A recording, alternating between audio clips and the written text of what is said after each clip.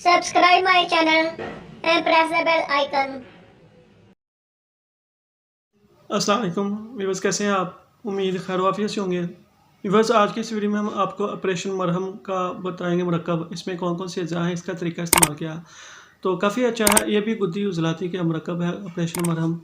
तो इसमें आप लेना है मगज़ जमाल गोटा लेना है, साबन लेना है, सनलाइट सालम लेना है, टिक्की लेनी है, तो संदूर लेना है, कार्बोलिक एसिड लेना है, तेल लेना है, मीठा लेना है। तो मगज़ जमाल गोटा लेना है आपने 5 तोला, साबन लेना है सनलाइट, ये सालम टिक्की लेनी है, संदूर लेना है 5 तोला, कार्बोलिक एसिड लेना है ये आपने 3 तोला, और जो तेल मीठा लेना है ये आपने लेना है 10 तोला। तो पहले मगज़ जमाल गोटा को आपने नहायत ही बारीक पीस लेना है, फिर साबुन को बारीक करके तमाम दवाओं को जमाल गोटा में मिलाकर मज़ीद आपने खल करना है। तो ये देखें आपका मरहम तैयार हो जाएगा। तो ऐसे ही आपने मकामी मौक़ पर लगा देना है या कपड़े पर लगाकर ज़ख्म पर लगा देना है। तो फालो सरात में गुद्दी उजलाती है, जैसा कि इसके नाम से इज़हार है, सख्त से सख्त फोड़े को बहुत जल्द बगैर ऑपरेशन के खोल के साफ़ कर देते हैं।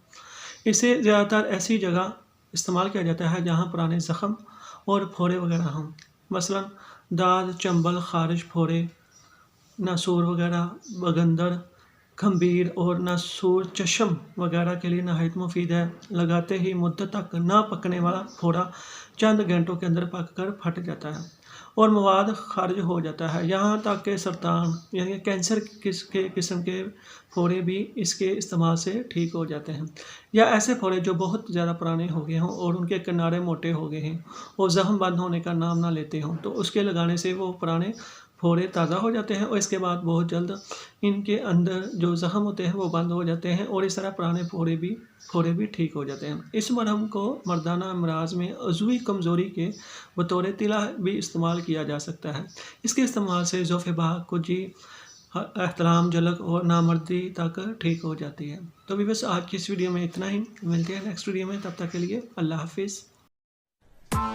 Press the bell icon on the YouTube app and never miss another update.